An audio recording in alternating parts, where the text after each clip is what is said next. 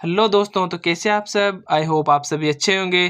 तो हम बात कर रहे थे हमारे सस्पेंशन के बारे में। और पिछले लेक्चर में हमने देखा था कि सस्पेंशन क्या होता है और देखा था कि हमारे जो कौन कौन से टाइप्स के हमारे सस्पेंशन होते हैं, जो हमारे फ्लोकुलेटेड और जो हमारे डिफ्लोकुलेटेड सस्पेंशन थे उनके बारे में देखा था। और देखा था हमारे जो कोरस डिस्पर्सन के बारे में।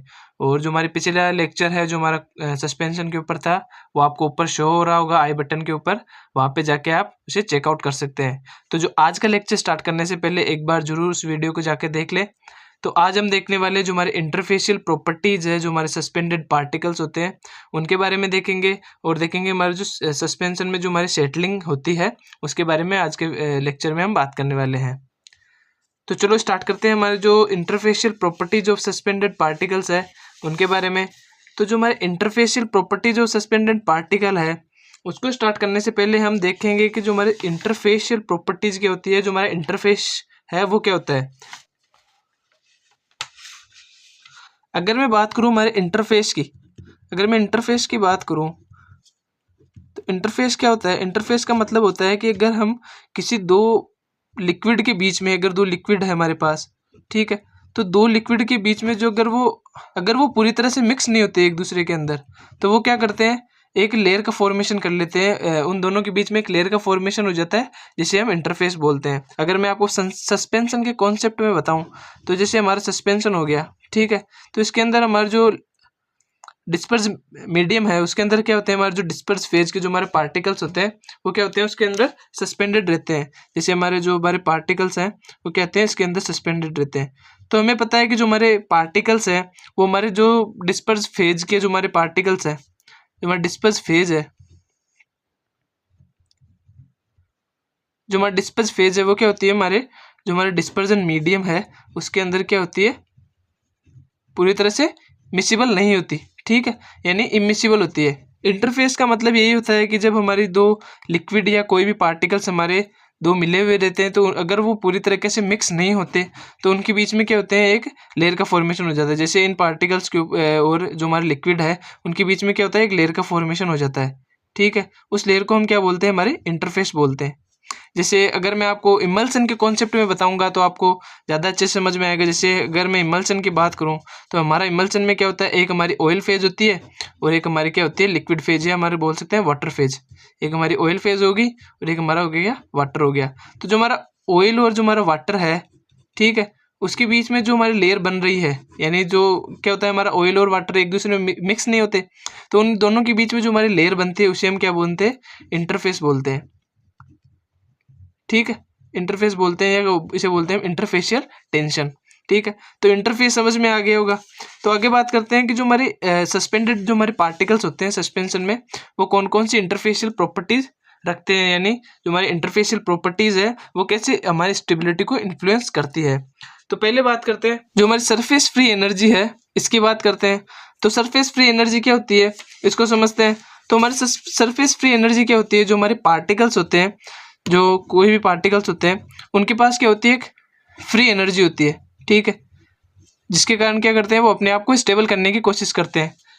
तो जैसे जो हमारे पार्टिकल्स होते हैं अगर उनका सरफेस एरिया ज़्यादा होगा, सरफेस एरिया ज़्यादा होगा तो क्या होगा, उन पार्टिकल्स की क्या होगी, सरफेस फ्री एनर्जी क्या होगी, ज़्यादा होगी, यानी उन पार्टिकल की सरफेस फ्री एनर्जी भी ज़्यादा होगी जिन पार्टिकल्स का सरफेस एरिया क्या होगा, ज़्यादा होगा।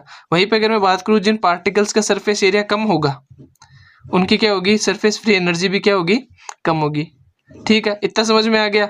तो जो हमारे सस्पेंडेड पार्टिकल्स होते हैं, जो हमारे सस्पेंशन के अंदर हम जो पार्टिकल्स डालते हैं वो हमें क्या पता है, हमारे जो पार्टिकल्स होते हैं उनकी साइज क्या होती है, बहुत ही छोटी होती है। तो हमें पता है अगर सरफेस एरिया ज़्यादा होगा, यानी जो छोटे छोटे पार्टिकल्स होते हैं उनकी सरफेस एरिया क्या होता है, ज़्यादा होता है। जैसे सरफेस एरिया की बात करूँ तो एक हमारे पास क्या है, एक इतना बड़ा हमारे पास पार्टिकल है, ठीक है, इसका सरफेस एरिया क्या है, कम है, ठीक है। वहीं पे अगर मैं इसके दो टुकड़े कर दूंगा, ठीक है, तो हमारे पास कितने हो गए, एक ये पार्टिकल हो गया, एक हमारे पास ये पार्टिकल हो गया।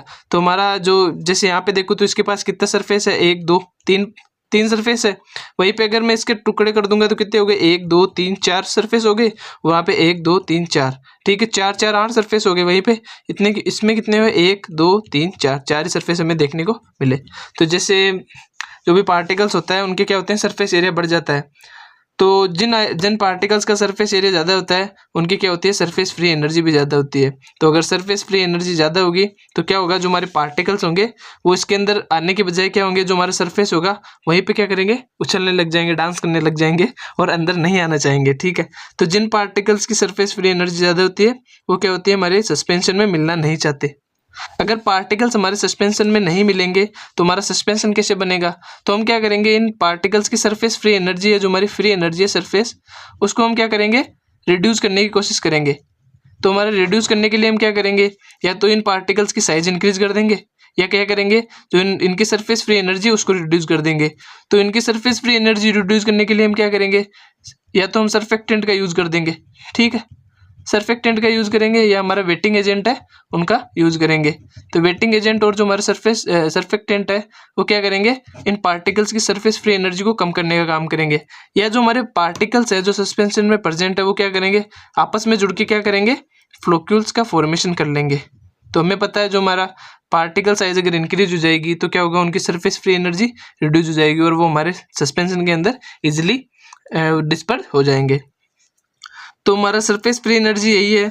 तो यहाँ पे देखें तो क्या होता है, यानी ड्यूरिंग फॉर्मेशन ऑफ सस्पेंशन बनाते टाइम जो भी हम जो पाउडर या जो पार्टिकल्स रहते हैं उनको क्या करते हैं, हम फाइन पाउडर लेते हैं, यानी पार्टिकल की साइज बहुत ही कम होती है ताकि जो हमारे कंटिन्यूस फेज में इजीली मिक्सिंग हो जाए। लेकिन क्या होता है, जो हमारे पार्टिकल की साइज कम होती है उसके कारण क्या होता है, उन पार्टिकल्स का क्या हो जाता है, सरफेस एरिया इंक्रीज हो जाता है। तो हमें पता है कि अगर सरफेस एरिया इंक्रीज हो जाएगा तो क्या होगा, हमारी जो सरफेस फ्री एनर्जी है वो क्या हो जाएगी, इंक्रीज हो जाएगी। तो अगर हमारी सरफेस फ्री एनर्जी इंक्रीज हो जाएगी तो हमारा स्टेबिलिटी ऑफ सस्पेंशन है, जो हमारी सस्पेंशन की स्टेबिलिटी है वो क्या हो जाएगी, डिक्रीज हो जाएगी। क्यों, क्योंकि जो हमारे पार्टिकल्स है अगर उनकी सरफेस फ्री एनर्जी इंक्रीज हो जाएगी तो हमारे सस्पेंशन के अंदर मिलेंगे ही नहीं, और मिलेंगे ही नहीं तो हमारा सस्पेंशन स्टेबल कैसे होगा। तो जैसे जैसे अगर सरफेस एनर्जी बढ़ेगी तो हमारे सस्पेंशन की क्या होगी, स्टेबिलिटी भी डिक्रीज हो जाएगी। बस आप इतना याद रखो, अगर सरफेस फ्री एनर्जी बढ़ेगी तो हमारा स्टेबल सस्पेंशन नहीं बनेगा, यानी जो सस्पेंशन है उसकी स्टेबिलिटी अच्छी नहीं होगी। Due to the excess surface free energy particles become highly energetic, यानी जो हमारी सरफेस फ्री एनर्जी बढ़ेगी तो क्या होगा, वो हाईली एनर्जेटिक रहेंगे। जैसे कि जिनके पास एनर्जी ज़्यादा होती है वो ज़्यादा देर तक डांस करते हैं, और जिनके पास एनर्जी कम होती है वो जल्दी से थक के क्या होते हैं, बैठ जाते हैं। तो जिनके पास एनर्जी ज़्यादा होगी वो क्या करेंगे, जो हमारे सस्पेंशन के जो सरफेस है वहाँ पे क्या करेंगे, ज़्यादा देर तक डांस करेंगे, और जिनके पास एनर्जी कम होगी वो क्या होंगे, हमारे सस्पेंशन के अंदर सस्पेंड हो जाएंगे। बस इसी कॉन्सेप्ट से आप इसे याद रख सकते हैं। ठीक है, अब आगे बात करते हैं। तो इसके लिए एक इक्वेशन भी दी गई है, जो हमारा डेल जी बराबर क्या होता है, गामा एस एल डॉट हमारा डेल ए। ठीक है, जो हमारा डेल जी है वो किसको डिनोट करता है, जो हमारा सरफेस फ्री एनर्जी है उसको डिनोट करता है। और जो हमारा गामा एस एल है वो क्या होता है, हमारी इंटरफेशियल टेंशन है, हमारी सॉलिड और जो हमारे लिक्विड, जो हमारे सॉलिड और जो हमारे लिक्विड होते हैं उनके बीच की इंटरफेशियल टेंशन हमारा गामा एस एल है। वहीं पे जो हमारा डेल ए है उसकी बात करूँ तो ये क्या होता है, जो हमारा चेंज इन सरफेस एरिया, यानी हमारे जो सरफेस एरिया में कौन कौन से चेंजेज हो रहे हैं या जो कितना चेंजमेंट हुआ है उसे हम डेल ए से लिखते हैं। ठीक है, तो आगे देखें तो इसमें क्या करते हैं, हम सरफेस फ्री एनर्जी को रिड्यूस करने के लिए हम क्या करते हैं, और हमारे सस्पेंशन को स्टेबल बनाने के लिए क्या करते हैं, हम वेटिंग एजेंट का यूज करते हैं, और यूज करते हैं हमारे सर्फेक्टेंट का, जो क्या करते हैं, हमारी सरफेस फ्री एनर्जी को रिड्यूस कर देते हैं। और क्या करते हैं, जो हमारा सस्पेंशन है वो क्या करता है, हमारे फ्लोक्यूल्स का क्या करता है, फॉर्मेशन करने लगता है। तो हमारा फ्लोक्यूल्स का फॉर्मेशन होगा, यानी यहाँ पे हमें पता है कि फ्लोक्यूल्स का फॉर्मेशन अगर सस्पेंशन करेगा तो हमें पता है कि जिन पार्टिकल्स की साइज ज़्यादा होती है उनकी क्या होती है, सरफेस फ्री एनर्जी क्या होती है, हमारी जो फ्री एनर्जी है वो क्या होती है, कम होती है। तो अगर फ्री एनर्जी कम होगी तो क्या होगा, हमारे सस्पेंशन में इजीली सस्पेंड हो जाएंगे, यानी हमारे सस्पेंशन में इजीली मिक्स हो जाएंगे। ठीक, तो हमारे क्या करते हैं, फ्लोक्यूल्स का फॉर्मेशन कर लेता है हमारा सस्पेंस, जिससे क्या होता है उसकी जो सरफेस फ्री एनर्जी है वो रिड्यूस हो जाती है। वहीं पे अगर एग्जांपल की बात करूँ, जो हमारा पोलिस ऑर्बिट 18 है, एजी क्या करते हैं, वेटिंग एजेंट यूज करते हैं हमारे जो हमारे सस्पेंशन है उसके अंदर, ताकि उसकी सरफेस फ्री एनर्जी कम हो जाए। अब बात करते हैं हमारे जो इलेक्ट्रिकल डबल लेयर है, जो हमारी प्रॉपर्टी है नेक्स्ट उसकी बात करते हैं। तो इसमें क्या होता है, जो हमारे इलेक्ट्रिक डबल लेयर में क्या होता है कि जो हमारा सस्पेंशन होता है, जैसे मैं सस्पेंशन की बात करूं तो हमारा सस्पेंशन में क्या होता है कि हमारे आयंस प्रेजेंट होते हैं। तो हमारे जैसे पार्टिकल हमने लिया, कोई भी सॉलिड पार्टिकल्स है उसके पास क्या है, मान लो उसके पास जो हमारा नेगेटिव चार्ज प्रेजेंट है, तो हमारा, और हमने मान लो कि हमारा सॉल्वेंट कौन सा है, हमारा H2 हमने इसमें सॉल्वेंट यूज किया है। जो हमारे डिस्पर्जन मीडियम है वो हमने हाइड्रोजन, जो हमारा वाटर है वो लिया है। तो हाइड्रोजन किस में टूटता है, हमारा OH माइनस में, और किस में टूटता है, हमारा H प्लस में। तो अगर हमारे पास अगर नेगेटिव चार्ज प्रेजेंट है तो क्या होगा, जो हमारा हाइड्रोजन या जो हमारे पॉजिटिव चार्ज है वो क्या करेंगे, इसके चारों तरफ फैल के क्या कर लेते हैं, एक लेयर का फॉर्मेशन कर लेते हैं। ठीक है, एक लेयर का फॉर्मेशन कर लेते हैं। और जो हमारे नेगेटिव चार्ज हमारे इसके अंदर प्रेजेंट है, ठीक है, वो क्या करेंगे, इस पॉजिटिव चार्ज की ओर अट्रैक्ट होकर क्या करेंगे, इसके ऊपर एक नेगेटिव चार्ज की लेयर फॉर्मेशन कर लेंगे। नेगेटिव चार्ज की लेयर फॉर्मेशन होगा इसके ऊपर।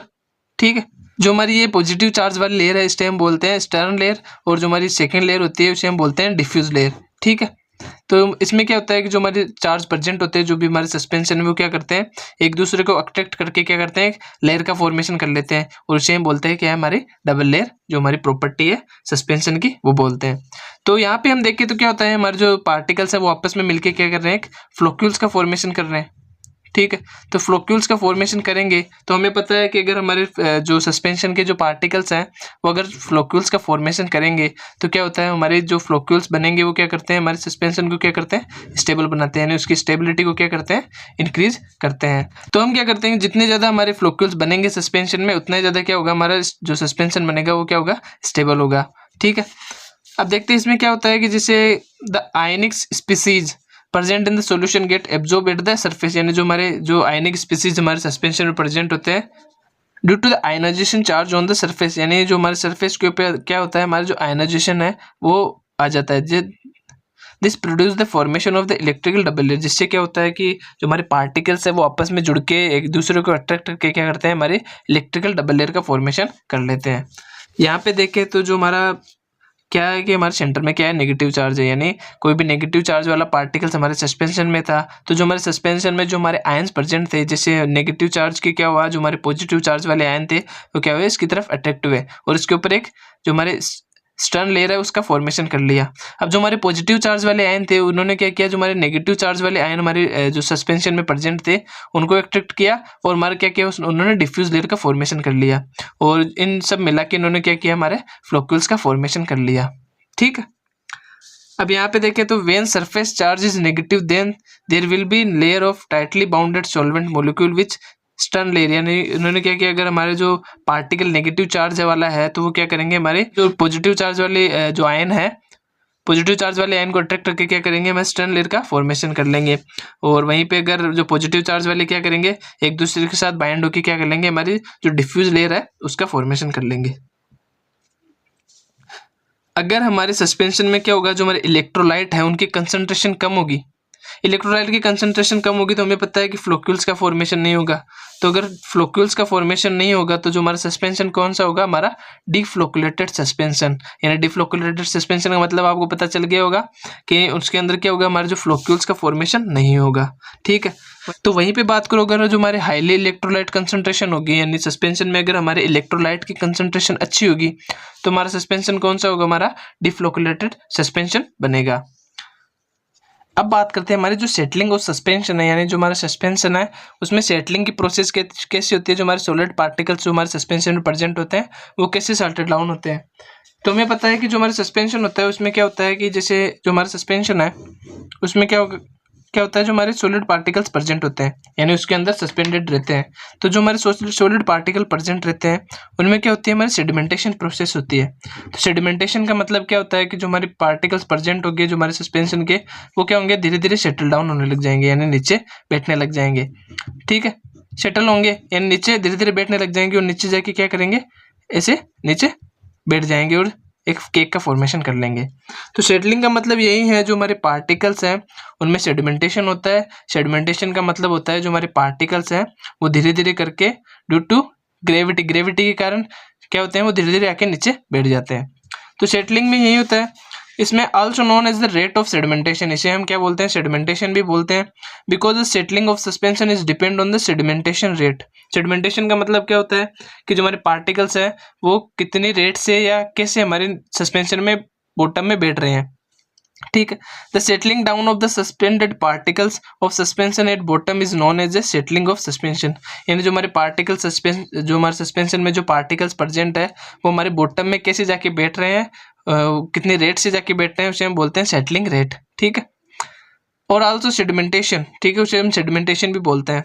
The more rate of sedimentation faster the particle settle down, यानी जितनी ज़्यादा हमारी सेडिमेंटेशन होगी उतना ज़्यादा हमारे पार्टिकल्स क्या होंगे, सेटल डाउन होंगे।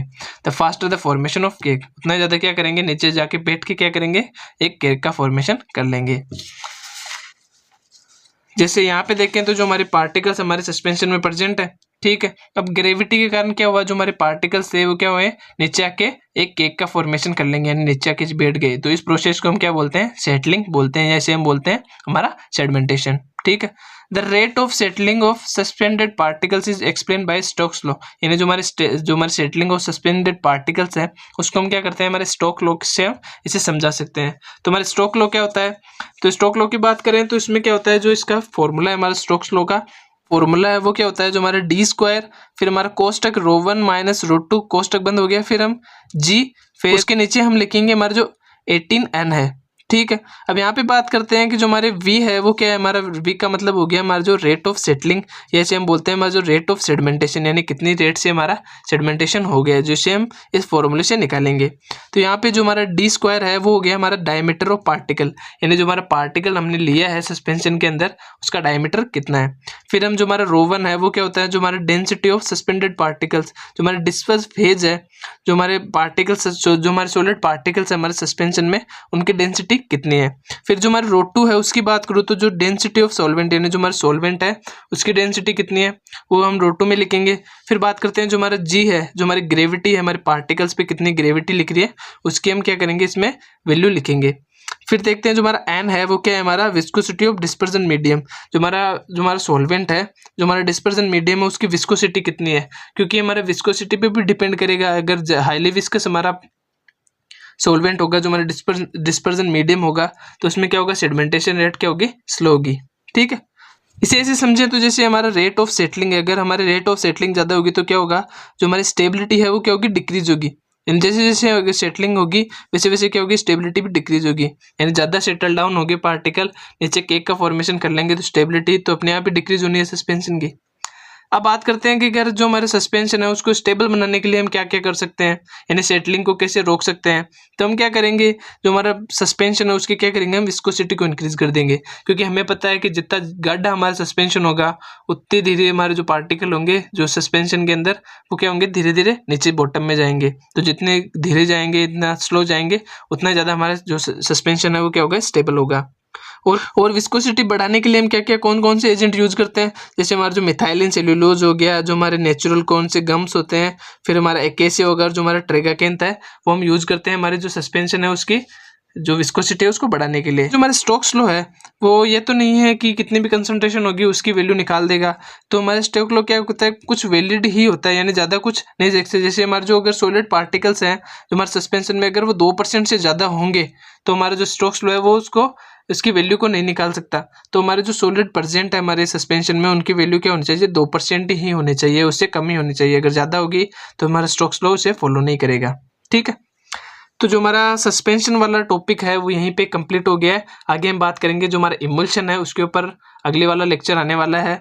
तो जो हमारा ये वाला लेक्चर है और जो हमारा पिछला वाला लेक्चर है उसे आप देख लें, जो हमारा सस्पेंशन के ऊपर है, तो आपको सस्पेंशन अच्छे से समझ में आ जाएगा। तो मिलते हैं अगले वीडियो में, तब तक के लिए अपने और अपनी फैमिली का ध्यान रखें।